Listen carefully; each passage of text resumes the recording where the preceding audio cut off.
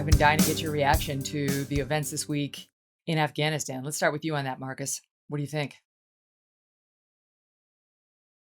It's tough to watch. Obviously, we have all of us have a connection there. The scenario that's unfolding right now with Americans still there waiting, feeling that lost feeling, that sense of hope, not hopelessness, I wouldn't think, because we're still here. I've had that. I mean, literally over there by myself, not knowing what to do, and y'all came and got me. I never forgot that. I spend the rest of my life trying to make my soul bleed, showing each American how precious that is to me. And when something like this happens to you, you have a taste for what America truly is. I mean, I wanted to hug the first person I saw, and it ought to let you know how wonderful this place is. And America, it is a place, but moreover, it's the people. And there are people literally holding on to the outside of our aircrafts trying to get here and falling from the sky just to meet y'all, just to hang out here. Because all they have access to so far is just the people in the military. We're kind of regimental. The true spice of this of America is our people back home. And people are flooding to get here. We not only have Americans over there that we have to get back.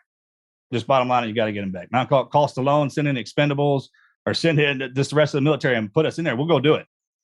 Y'all have truly never seen the full weight of what we're capable of, because they never had to implement that. But it's I think the emotion that I'm feeling more over than anything else, and most of the veterans are, is, man, there's still people back there, and we don't leave anybody behind. Mm-hmm. I never had PTSD, but I start to get it thinking that there's some of our countrymen stranded somewhere and they need our help. And I know that firsthand experience because y'all came and got me. So I know it's possible. Y'all sent the entire military in to get me, and I was in hell. They're on the border of it. Yeah. So it kind of resonates real close to home here. Yeah, I would say you've got a deep appreciation of what it means to be stranded out in the middle of the country, waiting for somebody to come get you. Trying to kill you, people trying to kill you. Yep. Right. You can't even imagine what it's like when you set foot back here. It looks different, feels different.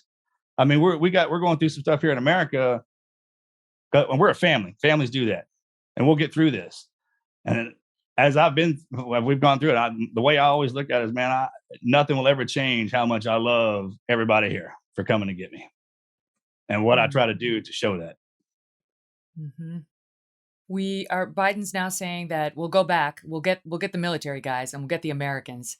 The promises are less explicit on getting those who helped us, the translators and sort of the Afghan people who were in support roles to our men and women in uniform over there. I wonder what you think about that, Morgan. Let me ask you that one, because we heard from a lot of military guys who are upset about that and, knew how much we relied on those helpers when we were over there. You couldn't tell the difference between ourselves and our translators or our support. Rounds come down range, they did not discriminate, and those that were tasked to us fought just as hard as we did. And we've always said, and I always wanted them to have the opportunity to come over and be here, because they defended our country just like it was their own. So it's very disheartening to see or hear, that's a possibility that won't happen. Maybe call me eternal optimist that there's enough people surrounding the administration that says no, they need the opportunity and they must have the opportunity to come. We need to rescue them just like we need to rescue all the Americans that are waiting on us. Mm-hmm. Period. Discussion. Let me tell you something. Not only do they serve us over and help us overseas, they were in the front. We watched those Terps and especially the ones that are assigned to us, thousands of missions. We pinned a couple of those guys with SEAL Tridents. They were such great operators. I mean, they gave it everything they had. Those are the ones you definitely want to bring back. Otherwise, why else would anybody help you? And if they're willing to help you in the worst situation ever, they'll obviously help us over here when things are good too, and when things are bad.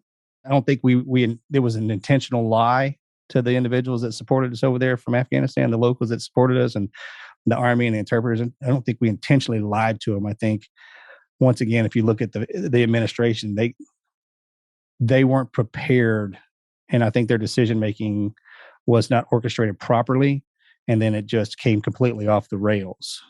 What do you make of that? Because Biden's out there today saying that it could not have been done better. He says he does not think it could have been handled in any better way. Do you agree with that? No, not at all.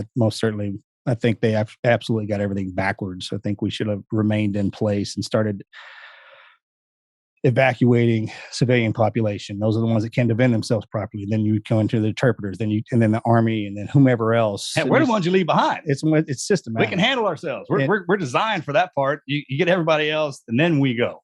I don't know if he was. I saw the ABC interview, and I don't know why he won't. This is something Trump would have done.